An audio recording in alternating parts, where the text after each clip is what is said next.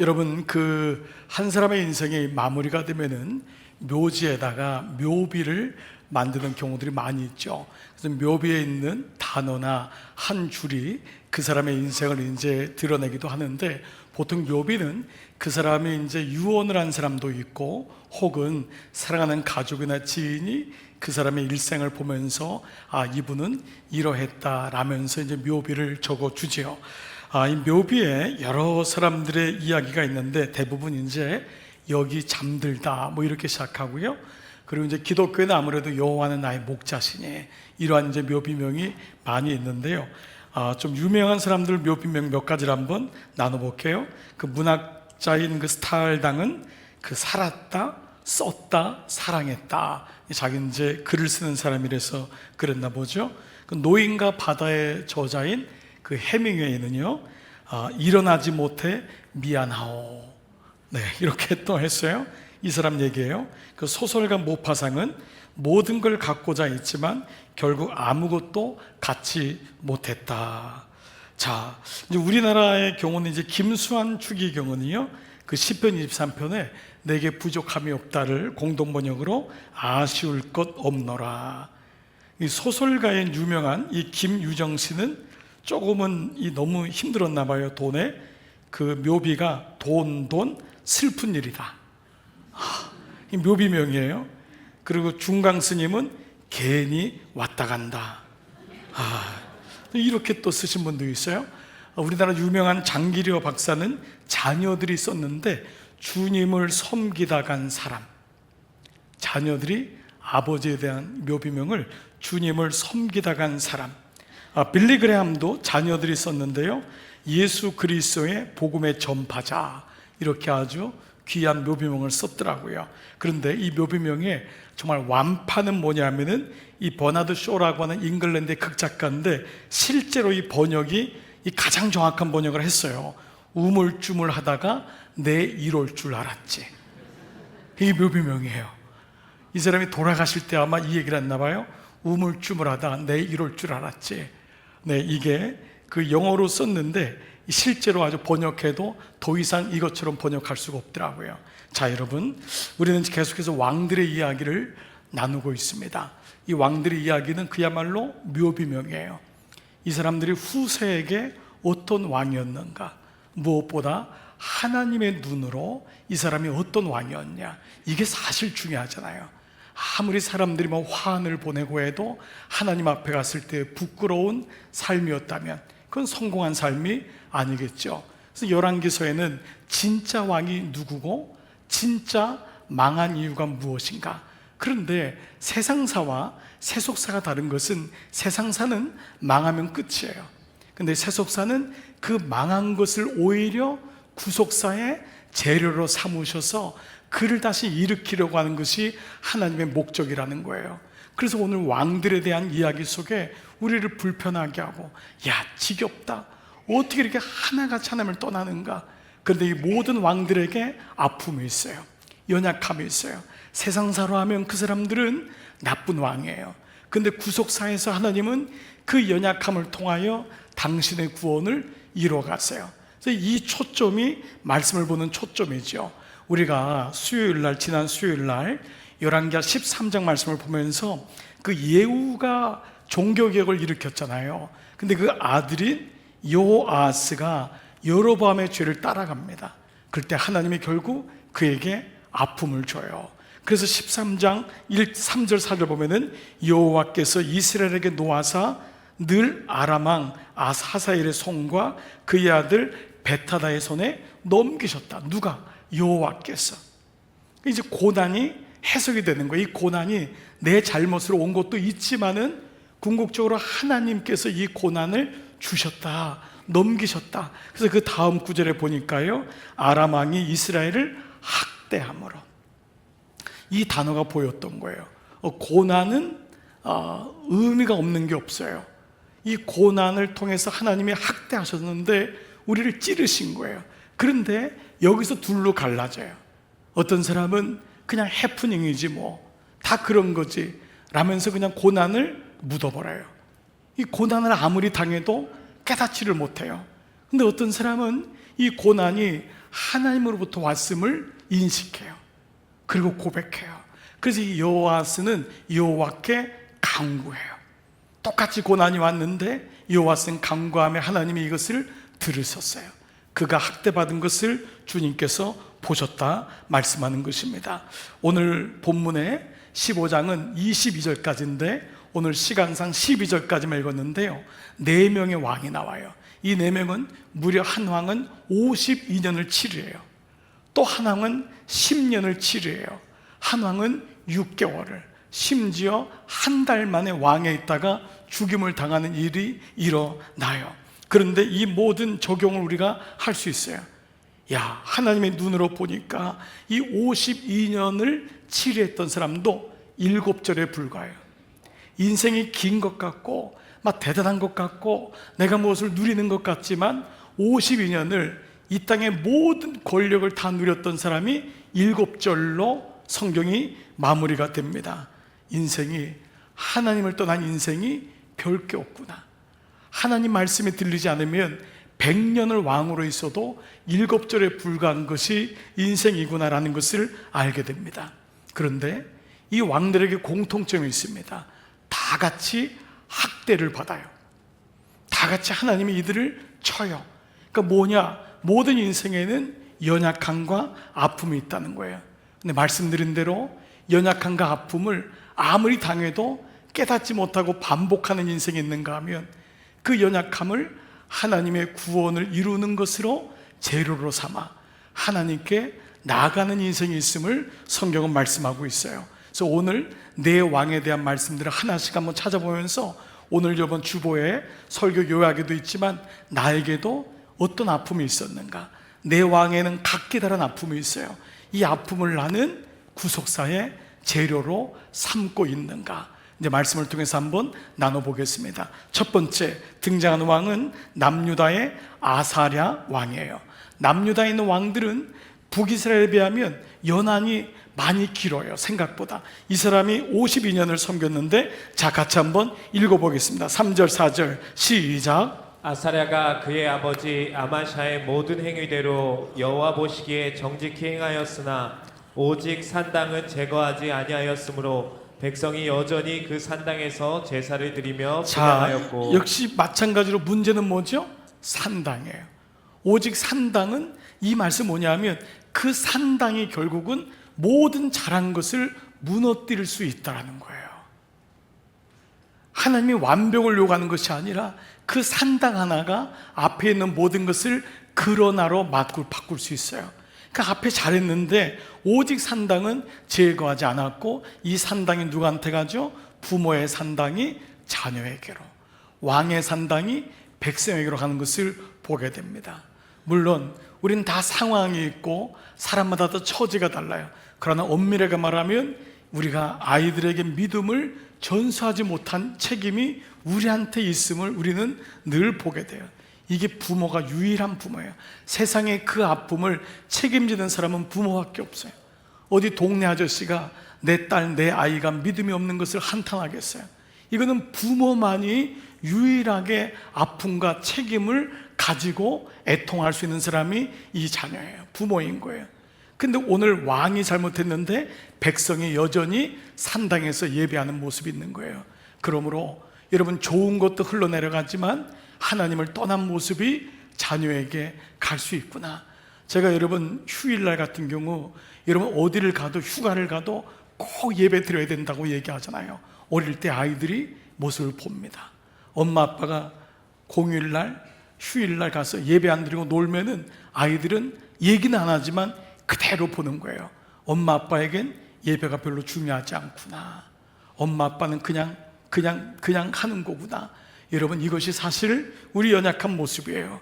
그런데 이 첫 번째 왕인 아사랴가 우시아라고 하는 이 왕인데 역대상의 이름이 우시아로 나와요. 우시아라는 이름은 여러분 들어보신 적이 있을지 몰라요. 왜냐하면 나중에 이 사람이 나병 환자가 되는 사람이 이 사람이에요. 자, 여러분 한번 5절 볼까요? 5절 시작. 하나님의 묵시를 밝게 하는 여호와께서 왕을 치셨으므로 그가 죽는 날까지 나병 환자가 되어 별궁에 거하고 왕자 요담이 왕궁을 다스리며. 그 땅의 백성을 치리하였- 치리하였더라. 여호와께서 왕을 치셨다 그랬어요. 하나님께서 그 병을 주셨어요. 여러분, 이것도 주님이 주어란 사실을 알으셔야 돼요.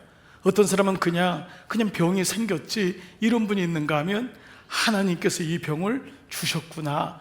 근데 늘 말씀드린 이건 저주가 아니에요. 뭐죠? 똑같은 병인데도 이거를 구속사로 받아들여서 회복하는 사람이 있고, 이것을 그냥 뭐 이런 거지 라고 하는 사람은 병이 또 걸려도 또 몰라요. 그러니까 주어를 놓쳐버리면 우리는 계속해서 반복한다는 것을 알게 되죠. 우시아는 아사랴는 유다 왕 중에서 형통한 왕 중에 한 명입니다. 왜냐하면 무려 52년 동안을 다스려요. 근데 하나님이 이 역대하 26장에 이 아사랴 얘기가 우시아라는 이름으로 나와요. 똑같이 나오는데 어떻게 형통을 주셨는지를 명확하게 얘기하고 있어요. 자, 역대하 26장 5절 보시면 하나님의 묵시를 밝게 하는 스가랴 제사장이에요. 그가 사는 날에 하나님을 찾았고, 이 말은 하나님 말씀이 있는 동안에는 하나님이 그를 형통하게 했다는 거예요. 그 우시아가 하나님 말씀을 떠나지 않을 때는 하나님이 그를 형통하게 한 거예요. 너무 감사하게도 이 스가랴에게는 좋은 공동체가 있었던 거예요. 좋은 하나님의 사람이 있었어요. 그 사람이 그에게 말씀을 주고 이 스가랴도 그의 말씀이 들렸던 거예요. 그때는 하나님이 형통하게 하셨다. 이게 명확한 거예요. 여러분, 우리가 재주가 좋고 재수가 있어서 형통하게 된 게 아니에요. 누군가의 기도가 있는 거예요. 그 하나님의 은혜가 있는 거예요. 그래서 말씀이 있었을 때 하나님이 형통하게 하셨던 거예요. 그러면 이거를 스가랴가 깨달았으면 좋았는데, 여러분, 스가랴, 이 우시아가 그렇게 하잖아요. 자, 그 다음에 26장 16절 보면은 그가 강성하였음에, 형통하였는데 그의 마음이 어떻게 해요? 교만하여, 우쭐한 거예요. 내가 했다고 생각한 겁니다.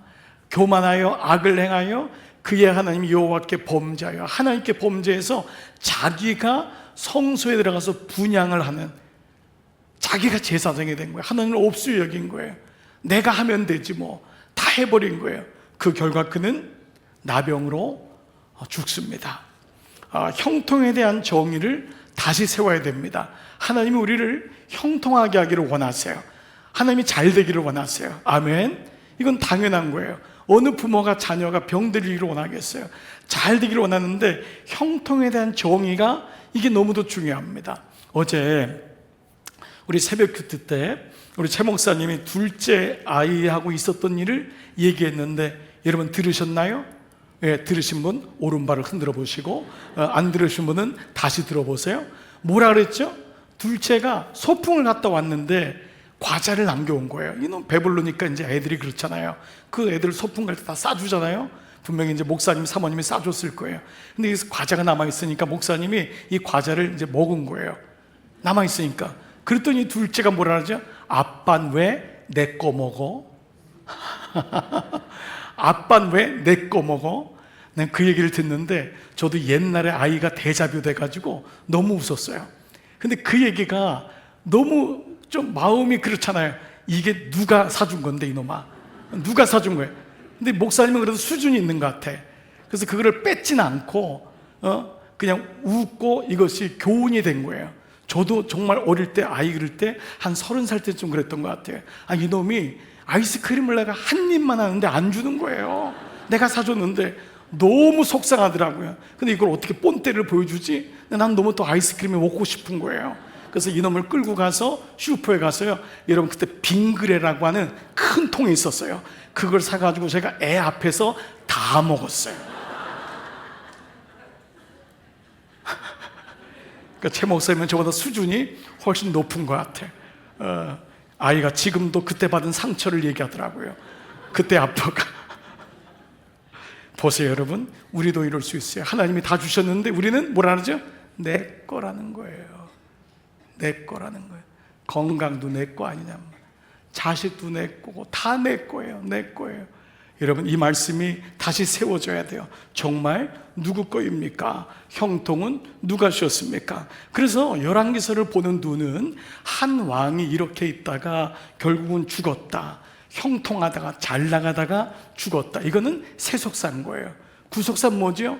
모든 사람이 진리를 알고 구원받기를 원하시는 하나님의 눈으로 본다면 그에게 준 형통이 물론 교만하여 그가 무너졌지만, 하나님은 그 교만이 오히려 무너졌던 그것을 통해서 하나님께로 돌아오는 구속사가 되기를 원하신다는 거예요. 여러분, 적용 질문해 보세요. 여러분, 혹시 잘 나가서 무너진 적이 없습니까? 혹시 여러분 잘 나가서 무너진 적 없어요? 너무 재주가 많아서 무너진 적 없어요? 너무 괜찮아서 무너진 적이 없어요? 그때 하나님 잃어버린 적이 없습니까? 그런데 그 아픔을 통하여 무너짐, 교만했기 때문에, 무너졌기 때문에 우리가 하나님을 알게 된 거예요. 그러니까 무너짐만 보시면 안 돼요. 그 교만을 넘어선 하나님의 일하심을 보셔야 돼요. 여러분, 나병 같은 질병으로 지금 무너진 사람이 있습니까? 여러분, 옛날에 나병같이 정말 생각지 않은 질병 때문에 너무 힘들었던 경험이 있을 거예요. 근데 돌아보세요. 오히려 그 시간이 어느 때보다도 하나님께 나갔던 은혜의 시간이었던 거예요. 우리가 여러분 새벽 기도 합니까? 우리가 기도합니까? 우리가 말씀 봅니까? 솔직히 언제 우리가 기도하게 됩니까? 언제 말씀 앞에 나가게 됩니까? 언제 무릎 꿇게 됩니까? 나병이 올 때입니다. 형통 때문에 무너질 때입니다. 그렇기 때문에 오늘 이 말씀은 주님의 부르심이 그 무너짐을 통해 오신다는 사실까지도 보셔야 됩니다.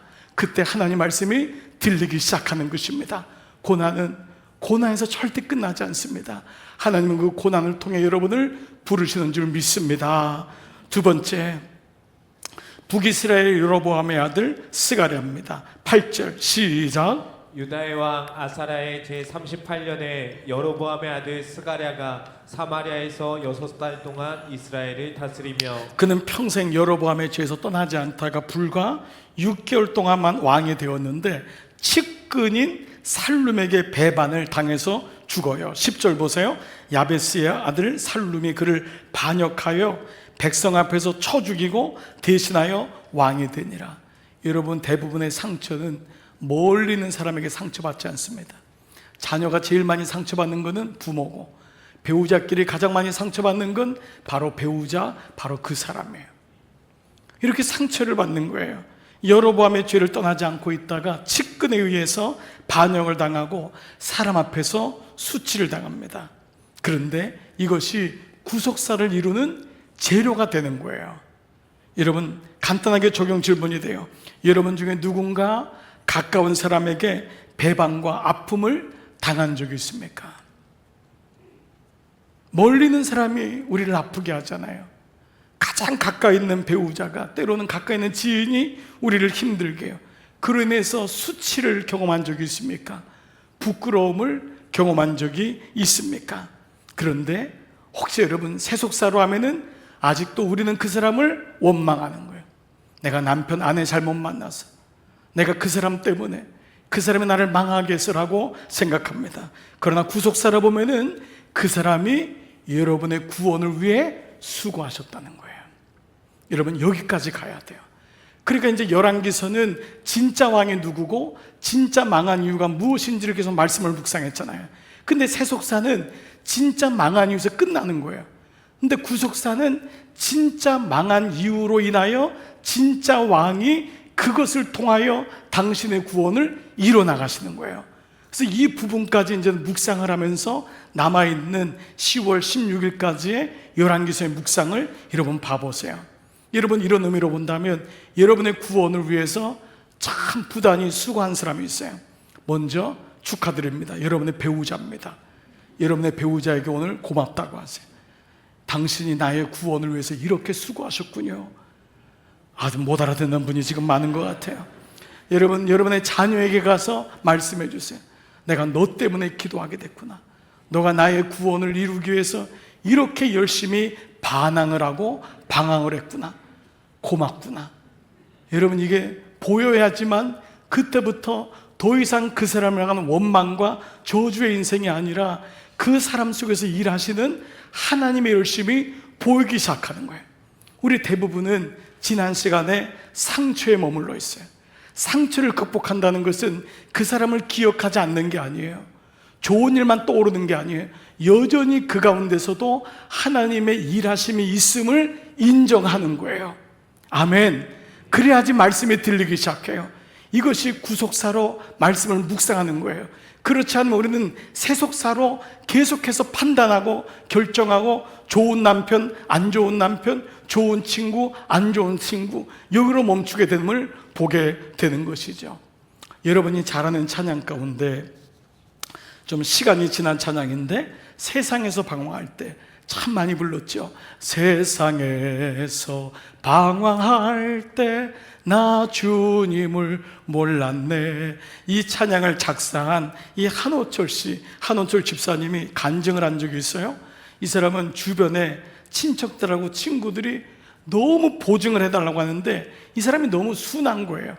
거절을 못하는 거예요. 그래서 괜찮겠지 하고 여러분 보증했다가, 옛날에 이런 일이 참 많았잖아요. 연대 보증에 걸려가지고 너무너무 집이 다 쫓겨나고 차 붙이고 자기 자녀들까지 가난이 대물림 등에는 너무 아픔을 경험한 겁니다. 이 학대의 시간을 통해. 그런데 그는 예수님을 만나게 돼요. 근데 그때 고백했던 찬양이 세상에서 방황할 때, 잘 나갈 때는 주님을 몰랐던 거예요. 근데 2절 가사가 보니까 많은 사람 찾아와서 나의 친구가 되어도, 이 사람이 사랑 기피증에 걸린 거예요. 그래서 많은 사람이 찾아와서 내 친구가 되어준다고 해도 뭐죠? 나의 병든 몸과 상한 마음이 위로받지 못해. 사람 때문에 몸이 다 병들고 마음이 너무 힘들어가지고 위로받지 못했다는 거예요. 그런데 그 다음 가사가 너무 놀라워요. 뭐라고 나오냐? 예수여, 그 죄인이 아니라, 그 사람이 나쁜 사람이잖아요. 그 죄인을 용서해달라고 하는 것이 아니라 나를 불쌍히 여기소서. 그의 생각이 바뀐 거예요. 그들의 수고를 통하여 내가 하나님께 나가게 된 거예요. 그 가난을 통과하면서 주님 앞에 간구하게 됐고 주님을 알게 된 거예요. 애통하는 마음을 그때 알았던 거예요. 너무도 원망스러워서 그 사람이 나의 병든 몸과 마음을 위로하지 못했지만 비로소 내가 죄인이었구나, 이 죄인을 불쌍히 여겨 주소서라는 고백까지 나갔던 겁니다. 그렇습니다. 그분들이 수고해 준 거예요. 이 앵글로 하나님의 일하심이 우리의 연약함과 아픔을 통해 어떻게 이루어 가시는지를 봐야 됩니다. 보십시오. 오늘 세 번째 왕은 이렇게 구테타를 일으킨 살룸입니다. 13절 한번 읽겠습니다. 시작. 유다왕 우시야 제39년에 야베스의 아들 살룸이 사마리아에서 왕이 되어 한 달 동안 다스리니라. 몇 달을 다스렸다고요? 한 달 동안. 여러분, 왕이 되는 건 정상에 올라가는 거예요. 세상의 모든 것을 누릴 수 있는데 너무도 안타깝게 기껏 한 달만 왕위에 있다가 무나엠이라는 사람에 의해서 죽임을 당합니다. 무슨 말이죠? 기껏 한 달의 쾌락을 위해서 거기 빠져버린 거예요. 이게 뭐죠? 인간의 욕망의 최후 아닙니까? 자기가 한 달 후에 어떻게 될지 모르는 게 인생의 모습인 거예요. 한 달의 쾌락을 위해서, 한 달의 기쁨을 위해서 거기 메어져 있는 거예요. 적용 질문해 볼게요. 혹시 나의 욕망 때문에 나는 무너진 적이 없는가? 나의 쾌락을 강구하는 그 마음 때문에 거기 무너진 적이 없는가? 우리 이런 마음이 있는 거예요. 아닌 줄 알면서도 브레이크가 망가진 자동차처럼 그냥 찾아가는 거예요. 여러분, 우리 안에 숨겨진 욕망이 있어요. 젊었을 때 사고도 치고, 원하지 않는 일을 경험하기도 하고 아픔을 주고, 근데 그 한 달짜리 욕망이 그렇게 크게 보이는 거예요. 그런데 여러분, 이 욕망 때문에 우리가 무너지잖아요. 우리 안에 끊임없는 바람이 불잖아요. 이 바람을 잠재울 수가 없는 거예요. 그런데 그것이 드러나고 폭로되고, 그로 인해서 우리는 비로소 하나님 앞에 브레이크를 잡는 거예요. 여러분, 아무 일도 없는 것만이 능사가 아닙니다. 때로 드러나고 폭로될 때 우리는 그때 비로소 더 귀한 것을 얻을 수 있습니다. 여러분, 잘 숨기는 분들이 있어요. 그리고 이것이 영원토록 드러나지 않을 거라고 하는 생각을 갖고 있습니다. 그러나 해 아래 드러나지 않은 것은 아무것도 없습니다. 근데 하나님의 은혜로 그것이 드러나게 돼요. 나의 욕망이 드러나게 되고 폭로가 됩니다. 그런데 세속사는 여기서 끝나는 거예요. 수치와 부끄러움으로 끝납니다. 그런데 드러난 그것 때문에, 내 욕망이 무너짐 때문에 우리는 주님 앞에 나갈 수 있는 거예요. 여러분, 이 부분이 우리 안에 말씀이 들려야 됩니다. 특별히 여러분 가운데 혹시 바람에 붙잡혀 있는 분이 있습니까? 원하지 않는 바람이 내 인생에 불면은 나도 모르게 따라갈 때가 많습니다. 근데 그것은 절대 안전하지도 않고 영원하지도 않고 하나님이 원하시는 것이 아닙니다. 근데 그것 때문에 내가 주님 앞에 나의 욕망의 연약함을 고백하고 무릎 꿇을 수 있다면 오히려 그것은 구속사를 이루는 재료가 될 수 있는 것이죠. 네 번째, 이렇게 살룸을 죽인 므나헴이라는 사람이 나옵니다. 이 사람이 한 달 만에 왕위에 있는 살룸을 끄집어내리고 죽이고 자기가 왕이 돼요. 그런데 이 사람이 어떤 짓을 저질렀냐? 16절 보겠습니다. 시작. 그때에 므나헴이 디르사에서 와서 딥사와 그 가운데 있는 모든 사람과 그 사방을 쳤으니 이는 그들이 성문을 열지 아니하였음이라. 그러므로 그들이 그곳을 치고 그 가운데에 아이벤 분열을 갈랐더라. 그들이 성문을 열지 않은 것은 이 므나헴을 아무도 환영하지 않은 거예요. 므나헴은 굉장히 폭력적인 사람 같아요. 그 아무도 이 성 안에 있는 문을 열지 않자, 자기 뜻대로 되지 않자 어떻게 했죠? 그것을 치고 들어갔어. 그 다음 구절 한번 보시죠. 어떻게 됐습니까? 그 다음 구절 한번 띄워줘 보세요. 어떻게 했어요? 그 가운데 아이벤 어머니들의 배를 가르는, 정말 생각지도 못한 일이 일어나게 됩니다.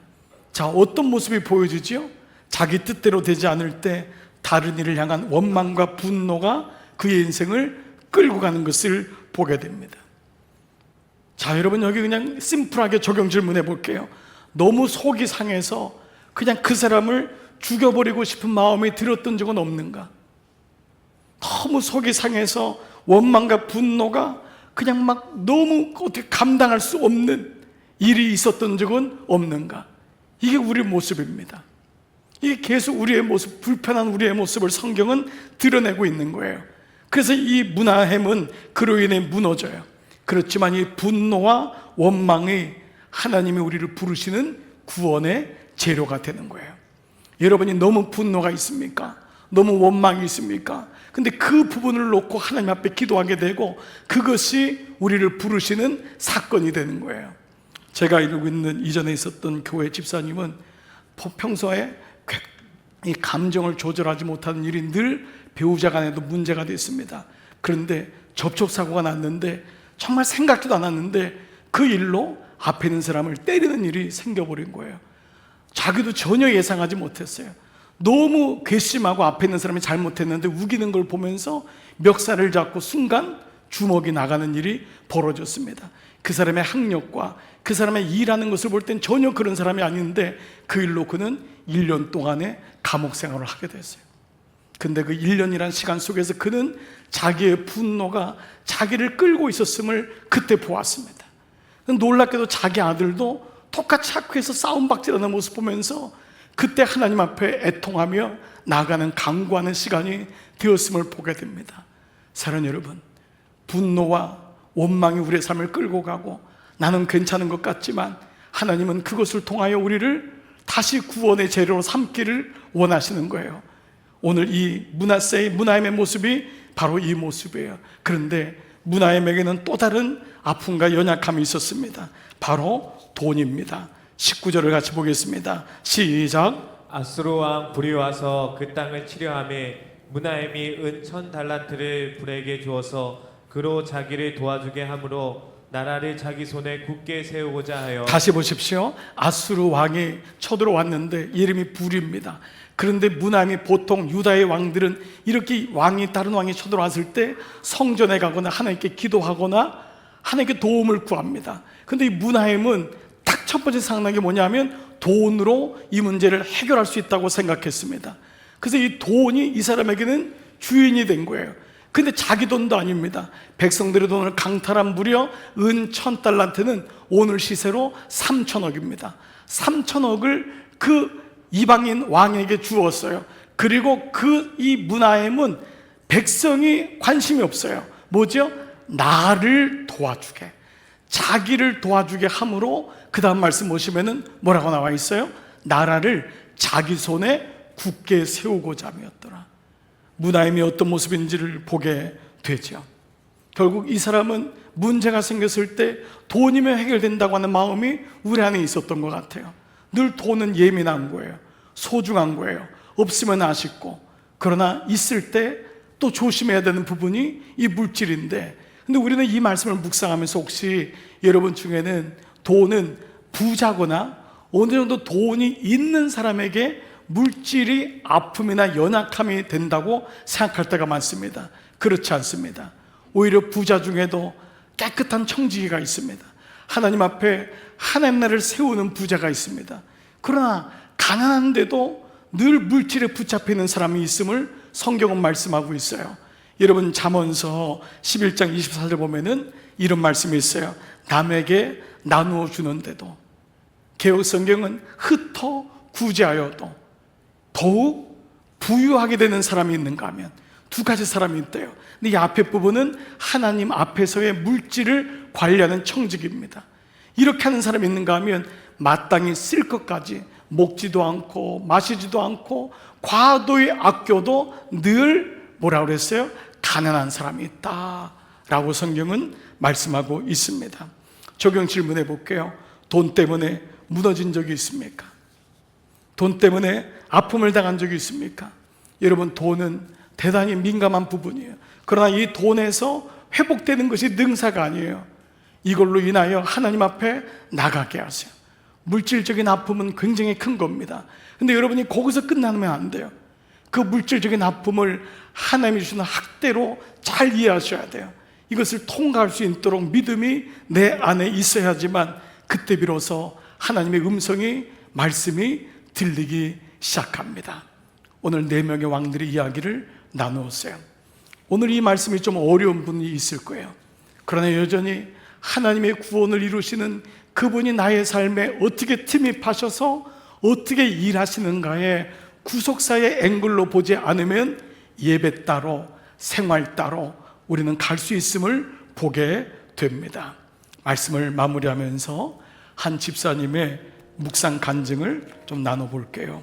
저는 어릴 적부터 열등감에 빠져 살았습니다. 그래서 결혼 후에는 내 자녀들이 최고의 대학에 가고 최고의 것을 가질 수 있도록 노력을 아끼지 않았습니다. 그러나 이것은 저의 열등감에서 나온 것이었음을 알았습니다. 엄마로서의 당연한 역할이 아니었습니다. 그런데 아들은 중학교에 들어가면서부터 저의 기대와 달리 어긋나기 시작했어요. 하루가 멀다 하고 아들은 악을 쓰고 저도 악을 쓰고 고함을 지르면서 싸우는 일이 많아졌고, 이내 아들의 미래에 대한 두려움으로 하루도 평안함이 없었습니다. 목장 모임에 가서도 아들이 하려는 공부는 안 하고 맨날 속만 썩인다고 불평을 하고 악평을 했지요. 하루는 목원 중에 한 분이 저의 이런 모습이 안타까워서, 집사님, 아들의 최종 학력이 고졸이 되면 어때요? 라는 말에 그만 화가 치밀어서 심하게 다툰 적도 있었습니다. 그러나 열왕기하 13장에서 예후의 아들 여호와스가 아버지를 따라 여로보암의 죄를 따라가고 거기서 떠나지 않을 때 하나님이 그를 하람과 하사엘과 벳하닷의 손에 넘기셔서 학대받게 하셨고, 이로 인해 여호와스가 하나님께 무릎 꿇고 간구하는 모습을 통해 아들도 저 때문에 저도 아들 때문에 하나님의 학대를 경험하고 있음을 비로소 알게 되었습니다. 그리고 이때가 원망하고 불평할 때가 아니라 기도할 때임을 깨닫게 하셨습니다. 무엇보다 아들의 반항과 방황이 저를 사로잡고 있는 감옥임이 깨달아졌고, 하나님께서 저를 그 감옥에서 머리를 들게 해주실 때까지 잘 견디어야 함을 알게 하셨습니다. 그리고 그 아들이 저의 구원을 이루기 위해 수고하고 있음을 알게 되니 아들이 더 이상 미워지지 않고, 이 아이가 아이의 문제가 아니라 제가 문제 부모라는 것을 진정으로 회개하게 되었습니다. 아들은 고등학교를 졸업하고 군복무를 마친 후 밑바닥에서부터 사회생활을 잘 알고 있습니다만 여전히 형식적으로 예배드리는 모습을 보며 아직도 저에게 하나님의 전심으로 강구해야 하는 시간이 남아있음을 깨닫게 하십니다. 그러나 이전과는 달리 이제는 아들을 보는 눈이 달라졌습니다. 그리고 아들을 통해서 저와 저희 가정의 구속사를 이루어 나가시는 하나님을 묵상하게 됩니다. 사랑하는 여러분, 똑같은 사건을 해석하는 것도 그냥 아들이 밉고 그 사람이 원망스럽고 왜 나에게 이런 병을 주었고 왜 내가 이런 일을 겪었는가라고 하는 쳇바퀴를 도는 사람이 있는가 하면, 똑같은 환경과 똑같은 사건 속에서도 하나님이 저 사람을 통해서 나의 구원을 이루시는구나, 내 아내가, 내 남편이 나의 구원을 위해서, 나의 애통하기 위해서 이렇게 힘써 애를 쓰는구나, 그래서 그 남편이 더 귀하게 보이고 그 남편이 하나님의 일하심이 있기 때문에 원망하고 저주하지 않고 그 남편을 위해 더 사랑해주고 그 아이를 위해 기도해주겠다고 하는 이 고백은 오늘 이제부터 우리가 보아야 될 앵글이 하나님의 일하심이라는 것을 보게 됩니다. 열왕기서는 누가 좋은 왕이냐 누가 나쁜 왕이냐를 말씀하는 것이 아닙니다. 내가 바로 그 사람이고 나에게 준 연약함과 아픔을 통하여 하나님의 구속사를 이루어 나가시는 하나님의 열심, 이것이 하나님의 말씀 열왕기서인 줄 믿습니다. 이번 한 주간 동안도 9시, 3시, 9시 하늘을 향해 창을 여십시오. 그리고 그 영혼을 사랑하는 마음으로 위해서 중보하십시오. 그 영혼에 하나님의 구속사가 이루어지기를 기도하십시오. 그 사람이 나의 구원을 위하여 수고했구나, 참 수고했구나, 그 마음을 알게 되면은 그때부터 믿음의 역사가 보이게 됩니다. 저도 이 말씀을 묵상하면서 지난 시간을 돌아보니까 저의 아버지 어머니가 제가 예수 믿게 하는데 얼마나 수고하셨는지 몰라요. 저희 아버지 어머니가 사업에 미쳐가지고 우상에 빠져있을 그 열심으로 인하여 하나님이 제가 예수님을 아는데 도움을 받게 되었어요. 저는 거기서 살 수가 없었어요. 가정생활하면서 제 아들이 3년 동안 병원 생활할 때 그 아이가 수고함으로 저와 제 아내가 믿음의 눈을 떴어요. 그 과정이 없었으면 저는 믿음이 생기지 않았을 거예요. 병원에 3년 동안 있는 아이를 보면서 제 믿음이 생겼고, 목회하면서 많은 어려운 일을 경험했지만 그때마다 그분들의 수고로 여기까지 올 수 있었어요. 8년 전에는 원하지 않는 병을 얻게 되었지만 그 병을 통해서 하나님의 구속사가 이루어짐을 알게 되었어요. 원망이나 저주나 아니면 돌아봐서 한숨 짓는 것이 아니라 오늘도 하나님이 일하고 있음을 기억하고 하나님 앞에 선다면은 오늘도 여러분을 향한 하나님의 구속사는 계속되는 줄 믿습니다. 이번 한 주간도 여러분 승리하시기를 주의 이름으로 축복합니다. 아멘. 이 시간 성경 노트 다 드시고 다 자리에서 한번 일어나 보시겠습니다. 이 시간 찬양할 것은 제가 그렇게 방황할 때 참 이 찬양하면서 많이 울고 주님께 돌아섰던 찬양이에요. 여러분에게 익숙하지 않은 찬양일 수 있는데 여러분 우리의 원모습을 한번 보면서 이 찬양했으면 좋겠어요. 우리 다 본질적으로 이 모습 아닐까요? 같이 고백하며 나가겠습니다. 낙엽처럼 살아온 내 모습이 부끄러워, 모습이 부끄러워, 나의 모습 감추려고, 어두운 길 걸었네, 어두운 길 걸었네. 교만으로 눈이 내 뜻대로 살다가 지쳐서 넘어지고 견디다 못해 쓰러질 때 예수님 피 묻은 손, 피 묻은 손 나를 잡아주셨으며 잡아주셨네. 당자처럼 살아온 내 모습이 부끄러워. 내 모습이 부끄러워. 나의 모습 감추려고 어두운 길 걸었네. 어두운 길 걸었네. 욕심으로 물든 이모 세상 유혹졌다가 세상 사람 멸시천대 견디다 못해 쓰러질 때 예수님 피 묻은 손 나를 감싸주셨. 나를 감싸주셨네. 잡초처럼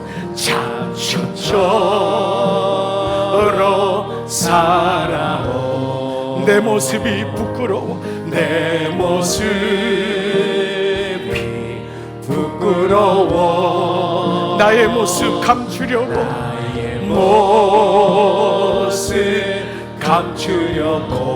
어두운 길 걸었네. 어두운 길 걸었네. 죄악으로 얼룩진 몸 방황하며 살다가 병들어 상한 이 몸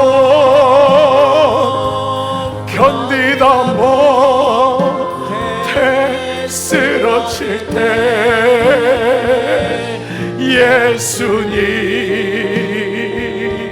피 묻은 손 나를 구원하셨네.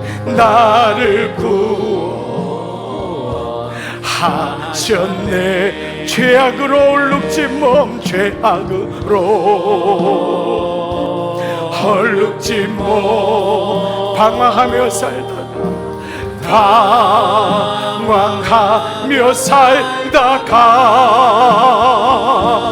병들어 상한 이 몸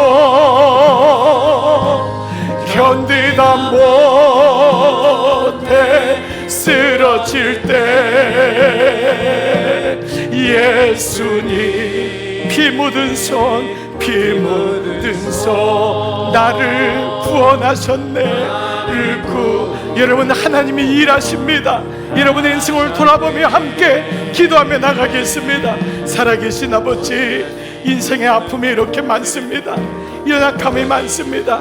때로는 너의 삶에 너무도 힘든 일이 있어서 고난이 오기도 하고, 가까운 사람에게 아픔을 당하기도 하고, 분노가 내 안에 있기도 하고, 물질로 인하여 너무도 상한 마음이 있고, 내 마음에 형통하다가 교만하여 넘어질 때가 있는데, 아버지, 오늘 이 시간 주님, 이것을 오히려 주님께로 나올 수 있는 구속의 재료로 삼아주심을 감사합니다. 세속사는 망한 것으로 끝나지만은 우리는 다릅니다. 하나님, 이것이 나의 애통이 되고 이것이 나의 눈물이 되게 하심을 감사합니다. 그래서 내 자녀가 너무 귀하고 내 배우자가 너무 귀하고 아픔이 오히려 별이 되고 인생의 상처가 나를 주님께로 인도하는 것임을 내가 다시금 보게 됩니다. 병들어 있는 영혼이 있습니까? 아픈 영혼이 있습니까? 수치를 경험하고 있는 영혼이 있습니까? 너무 좌절한 영혼이 있습니까? 물질 때문에 곰핍함을 당하는 영혼이 있습니까? 사람 때문에 아픔이 있는 영혼이 있습니까? 오늘 예수님 피 묻은 손으로 나를 만져주시기를 원합니다. 십자가 앞에 나왔습니다. 사랑하는 종들이 숨기지 아니하고 내 마음을 주 앞에 고백합니다. 아들아, 딸아, 내가 너를 아노니 너는 내 것이고 내가 너에게 아픔을 준 것은 너를 부끄럽게 하려고 함이 아니고 너에게 곤욕을 당하게 함이 아니라 너가 나에게 나오게 하기 위함이고 너의 구원을 지키게 하기 위함이니 이것을 이겨내고 나를 바라보려 주님 말씀하십니다. 오늘 이 아침 예배하는 종들마다 아버지의 마음으로 회복시켜 주시옵소서. 나의 구원을 이루시는 하나님의 열심을 보기를 원합니다. 이제는 원망하거나 좌절하거나 불평하며 살지 않겠습니다. 그가 나의 구원을 위해 열심을 이루십니다. 주님이 이 일을 이루십니다. 아버지, 오늘 이 마음을 가진 종들마다 주님의 은혜로 붙잡아 주시옵소서. 교만으로 물든 이 몸, 교만으로 물든 이 몸, 내 뜻대로 살다가 내 뜻대로 살다가 지쳐서 넘어지고 견디다 못해 쓰러질 때 예수님 피 묻은 손 나를 잡아 주셨네. 우리 마지막 죄악으로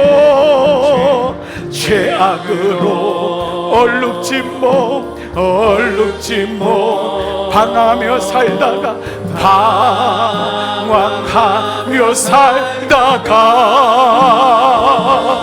병들어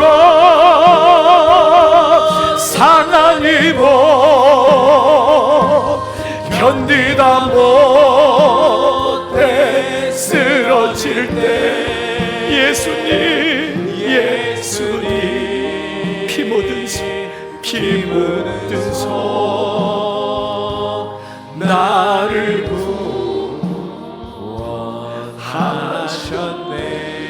구원하셨네. 아버지 감사합니다.